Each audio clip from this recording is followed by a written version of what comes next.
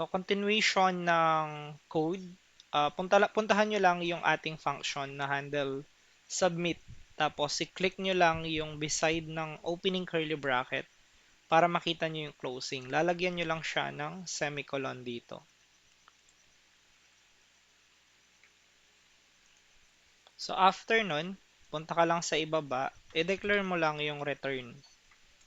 Yan. Tapos, yung closing niya, and then ibababa mo yan. Then, semicolon. Ang next naman, sa loob ng return natin, maglalagay tayo ng div na tag ng HTML. So, ang div ay ginagamit po natin siya to group a certain code na meron tayo. And kapag gumamit tayo ng div, gagamit din tayo ng tinatawag natin na class name. And then, sa class name natin, equal natin siya. Then, gagamit tayo ng double quotation mark. Tapos, after nun, ilalagay natin yung registration container.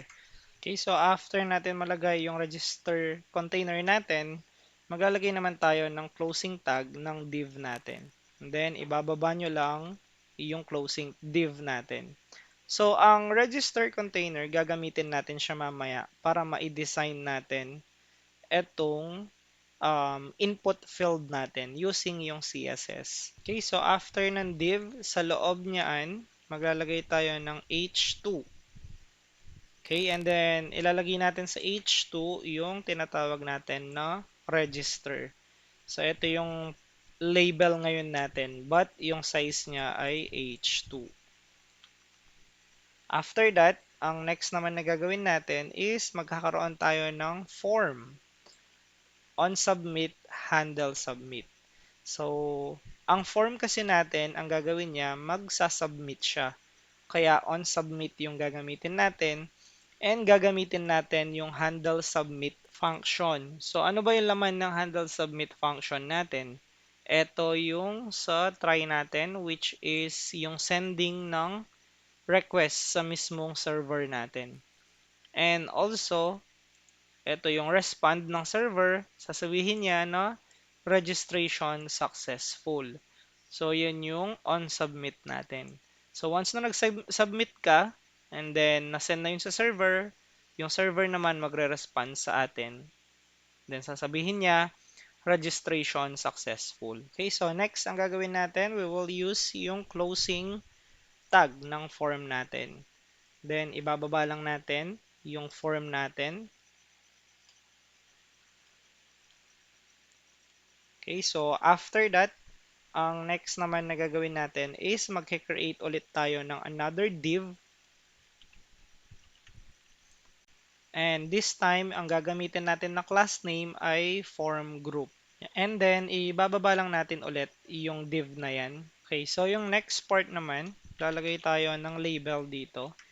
And aalisin lang nyo lang to sa suggestion. Then, ang label natin ngayon will be yung full name. Okay? So, mapapansin nyo, meron siyang suggestion dito na input. Then, type, value on change. Tatab lang natin yan para makuha natin lahat. So, let's discuss yung suggestion kanina. So, kinuha nyo yung input kasi ang form natin or ang page natin, kailangan niya makareceive ng input galing sa user. So, ano ba yung type of input na yan? Ang type of input natin ay text po siya. Ang next naman natin is yung value. So, yung value natin, ang naka-initialize sa kanya is yung full name. Remember, ang full name natin is yung current value. At ang current value natin is empty pa siya. So, if titingnan nyo yan, makikita nyo siya as empty string as initial value. Bakit? Kasi wala naman tinatype. Wala pang tinatype sa text field na meron tayo. Kaya empty muna siya. Next is yung onChange.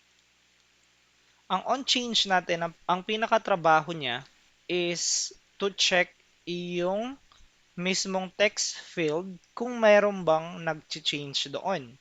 Kaya meron kang target value, chine-check mo kung may tinatype ba yung user natin doon. And once na meron siyang tinatype, ang set full name natin, ina-update niya yung full name na meron tayo.